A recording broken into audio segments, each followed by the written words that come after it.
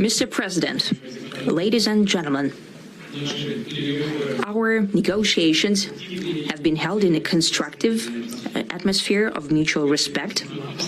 We have very thorough negotiations that were quite useful. I would like to thank once again my American counterpart for the proposal to travel out here to Alaska. It only makes sense that we've met here because our countries, though separated by the oceans, are close neighbors.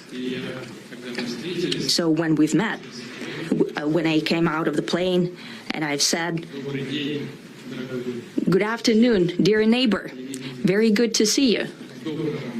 In good health and to see you alive." I think that is very neighborly. Installers who frequently drill holes should try the popular Wu Steel 4-blade sawtooth drill bit. It features an...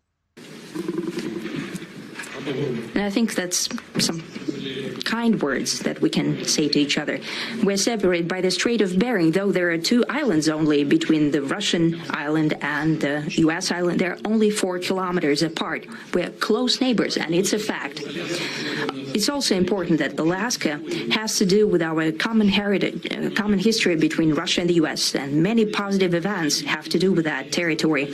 Still, there is tremendous cultural heritage back from the Russian America. For example, Orthodox churches and a lot of more than 700 geographical names of Russian origin. During the Second World War, it was here in Alaska that was the origin of the legendary air bridge for the supply of military aircraft and other equipment under the Lend-Lease program. There was a dangerous and treacherous route over the vast emptiness of ice. However, the pilots of both countries did everything to bring closer the victory. They risked their lives and they gave it all for the common victory. I was just in the city of Magadan in Russia, and there is a memorial there dedicated to the Russian and the U.S. pilots. And there are 2 flags, the U.S. flag and the Russian flag. And I know that here as well, there is such a memorial. There is a military burial place several kilometers away from here. The Soviet pilots are buried there who died during that dangerous mission. We're thankful to the citizens and the government of the U.S. for carefully taking care of their memory. I think that's very worthy and noble. We'll always remember other historical examples when our countries defeated common enemies together in the spirit of battle camaraderie and allyship that supported each other and facilitated each other. I'm sure that this heritage will help us rebuild and foster mutually beneficial and equal ties at this new stage, even during the hardest conditions. It is known that there have been no summits between Russia and the U.S. for 4 years, and that's a long time. This time was very hard for bilateral relations, and let's be frank, they have fallen to the lowest point since the Cold War. I think that's not benefiting our countries and the world as a whole.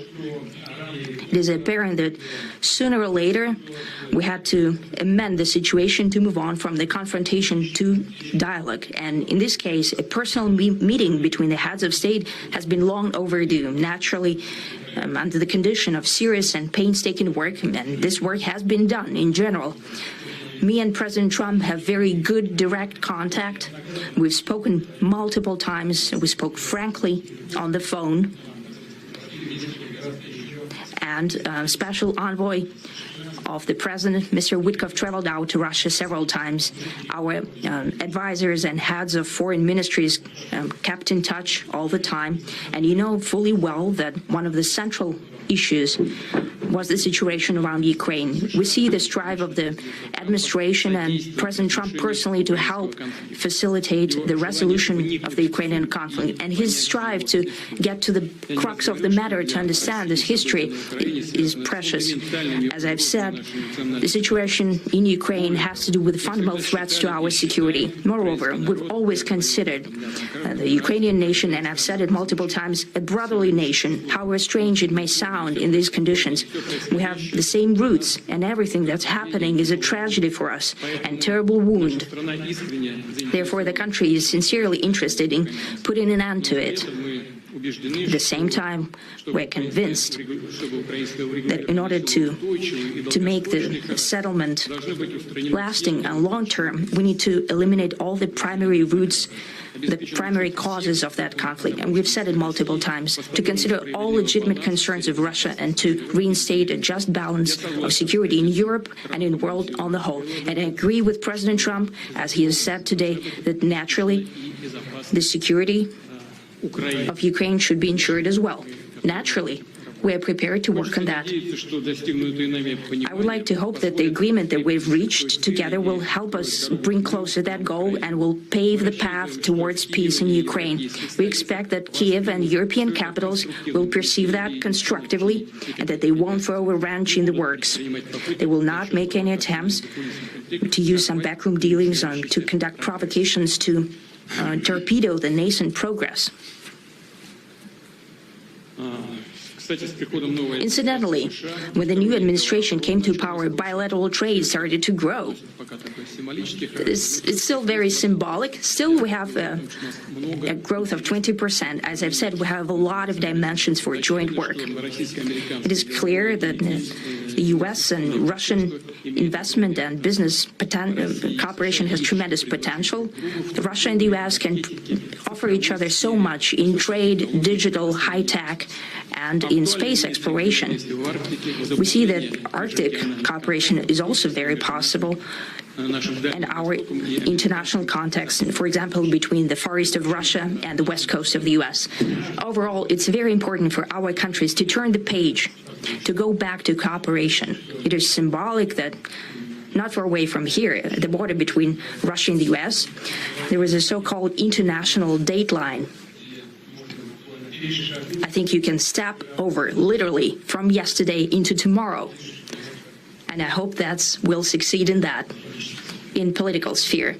I would like to thank President Trump for our joint work, for the well-wishing and trustworthy tone of our conversation. It's important that both sides are result-oriented, and we see that the President of the U.S. has a very clear idea of what he would like to achieve. He sincerely cares about prosperity of his nation. Still, he understands that Russia has its own national interests. I expect that today's agreements will be the starting point, not only for the solution of the Ukrainian issue, but also will help us bring back business-like and pragmatic relations between Russia and the U.S. And in the end, I would like to add one more thing. I'd like to remind you that in 2022, during the last contact with the previous administration, I tried to convince my previous American colleague that the situation should not be brought to the point of no return when it would come to hostilities. And I said it quite directly back then, that it's a big mistake. Today, when President Trump saying that if he was the president back then, there will be no war. And I'm quite sure that it would indeed be so. I can confirm that. I think that overall, me and President Trump have built a very good business-like and trustworthy contact. And I have every reason to believe that moving down this path, we can come, and the sooner the better, to the end of the conflict in Ukraine. Thank you. Thank you. Well, thank you very much, Mr. President. That was very profound, and I will say that I believe we had a very productive meeting. There were many, many points that we agreed on, most of them, I would say, a couple of big ones that we haven't quite gotten there, but we've made some headway. So there's no deal until there's a deal. I will call up NATO in a little while. I will call up the various people that I think are appropriate, and I'll, of course, call up President Zelensky and tell him about today's meeting. It's ultimately up to them. They're going to have to agree with what Marco and Steve and some of the great people from the Trump administration who've come here, Scott and John Radcliffe. Thank you very much. But we have some of our really great leaders. They've been doing a phenomenal job.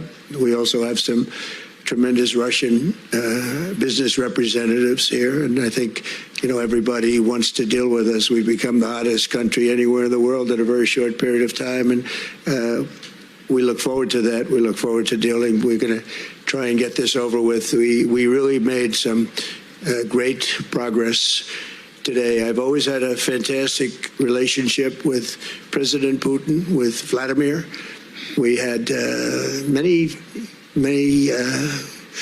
tough meetings, good meetings. We were interfered with by the Russia hoax. That made it a little bit tougher to deal with, but he understood it. I think he's probably seen things like that during the course of his career. He's seen it all. But we had to put up with the Russia hoax. He knew it was a hoax, and I knew it was a hoax. But what was done was very criminal. But it made it harder for us to deal as a country in terms of the business and all of the things that we'd like to have dealt with. But we'll have a good chance when this is over. So just to put it very quickly, I'm going to start making a few phone calls and tell them what happened. But we had an extremely productive meeting, and many points were agreed to. There are just a very few that are left. Some are not that significant. One is probably the most significant, but we have a very good chance of getting there. We didn't get there, but we have a very good chance of getting there. I would like to thank President Putin and his entire team, whose faces, who I know in many cases, other than that, whose faces I get to see all the time in the newspapers. You're almost as famous as the boss. But especially this one right over here. But we had some good meetings over the years, right? Good productive meetings over the years, and we hope to have that in the future. But let's do the most productive one right now. We're going to stop really 5, 6, 7,000, thousands of people a week from being killed, and President Putin wants to see that as much as I do. So, again, Mr. President, I'd like to thank you very much, and we'll speak to you very soon and probably see you again very soon. Thank you very much, Vladimir. Next time in Moscow. Oh, that's an interesting one. I don't know. I'll get a little heat on that one, but I could see it possibly happening. Thank you very much, Vladimir. And thank you all. Thank you. Thank you. Thank you so much. It won't be hard to find someone to fix this. But before I started Angie's List, different story. A lot has changed for us at Angie since then, but the issues facing homeowners are the same. And the solution too, skilled local pros. Get started at Angie.com.